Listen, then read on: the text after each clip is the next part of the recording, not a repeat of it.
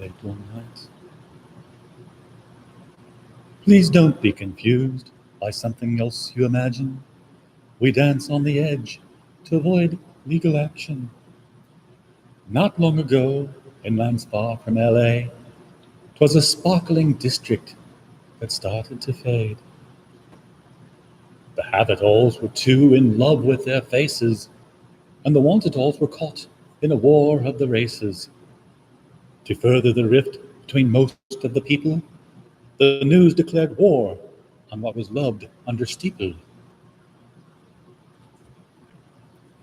Christmas they blamed for a number of things, including intolerance and those who would sing. It brings out the worst of the old baby boomers. It's a lie manufactured to make us consumers.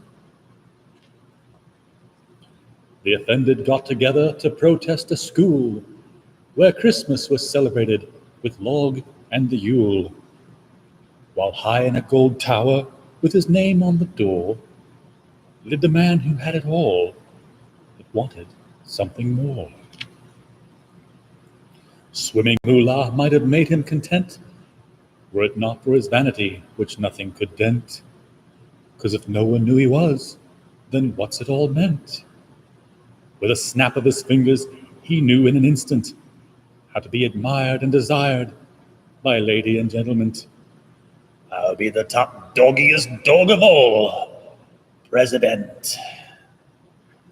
Of course, I am reading from Antarctic Press and Brian Denham's How the Trump Stole Christmas, which is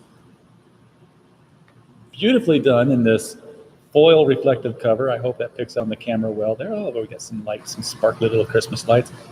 And happy 2019 to everybody. Yes, I'm reviewing a Christmas book, but in all honesty, I ordered it through the mail and it didn't get here till yesterday. So I would like to thank Cosmic Comics in Belleville, Illinois, for mailing this down all the way to Waco, Texas. If you are in the Southern Illinois area, please do stop in to Cosmic Comics at 132 West Main in Belleville, Illinois.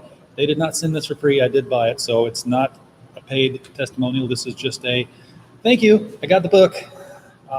So looking through here, Brian Denham has done some really, really nice artwork in this. I don't know if you can see that. That's the first page of all the Grinch-like people. He doesn't draw who's, he draws Grinchy-ish like people. They're not the Grinch, they're not Dr. Seuss. Obviously it's parody, and you can get away with a lot with a parody.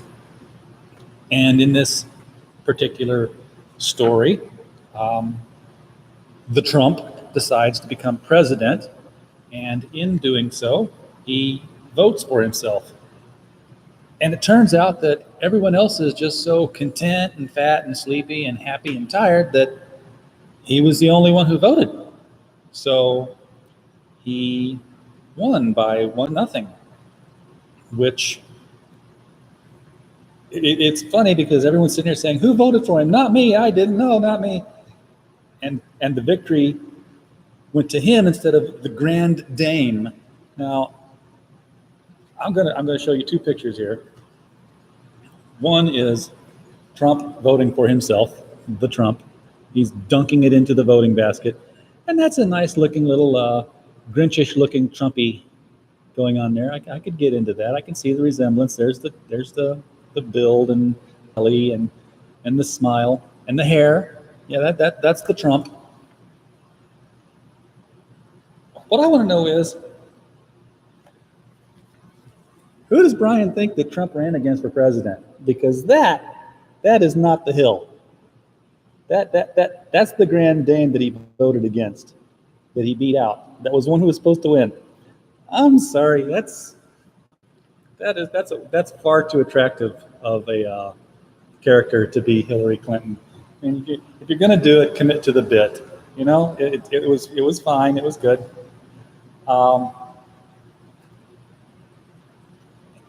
And of course, he takes their jobs away. He builds a wall to keep out Santa Claus from crossing the border. And that's all interesting. It's parody. I get it. I like it. But it ends kind of weird because instead of any sort of comeuppance for the Trump or any sort of final realization of the people, it ends with Harvey Weinstein coming into the picture as another fat man coming shortly after Christmas, and you end up with this little actress looking out the window as he comes into his apartment and says, "Don't worry, Ma, it's just Mr. Weinstein. I'm going upstairs to practice a scene." I think there's a whole new book that could be done in that. So hopefully Mr. Denham will get to work on that. I don't know what other character he could do it. Maybe Weinstein Here's an Actress or something like that. Weinstein Here's a Me Too.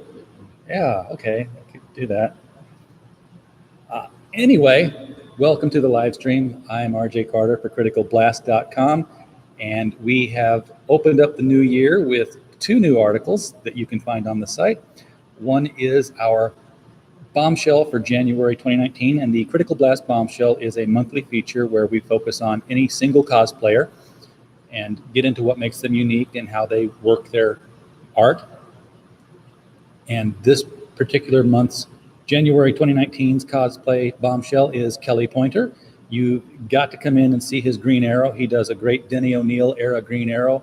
So you've got to come in and check that out. It's really good photography.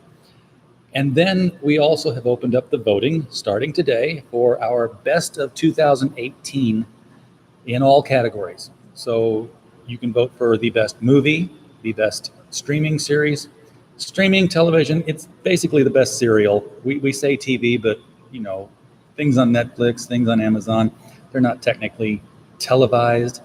So we count it all as television. Best actor in a movie, best actor in a television series, best comic book storyline. So you want to get in and get on that one. And also the best comics writer and best comics artist of 2018. And then we finish up with the best book of 2018, the best game of 2018, and finally we list the 12 bombshells that we had in every month of 2018 so that you can vote on who should receive the trophy for Bombshell of the Year. Now, every one of these categories gets an actual trophy. We order them from local shops and have them engraved and shipped out to the winners. So this, you know, it means something. There is more than just a list on Twitter and Instagram that will go out and say, hey, look who we said we're the best. We ship these out. We put a nice little certificate in there with it. And, you know, sometimes we hear back, sometimes we don't.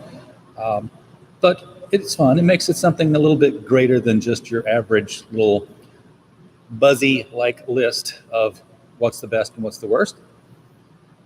Anyway, we want to do more of these live streams. This is something that's new for us. We're still figuring it out, still getting our feet wet, learning how to swim in this live stream era. If you like this kind of thing, well, definitely do subscribe. I will come on here and make a fool of myself as much as I can, and I will definitely try to deliver content that I think you guys want to see. If you have subscribed already, please hit the bell for notifications. I've watched enough these live streams. I know the spiel. I know what's got to be said here. We're not monetized as of yet. We used to be. We used to have a lot more videos up, but we didn't have the viewership, so YouTube said that we weren't worth their time. We would like to try to get that back, obviously. So if you can share this video with your friends, tell people you got to come see this guy talking bull on YouTube. He absolutely has no idea what he's talking about. That's fine. But do come back, and we look forward to seeing you. Thanks for copping in.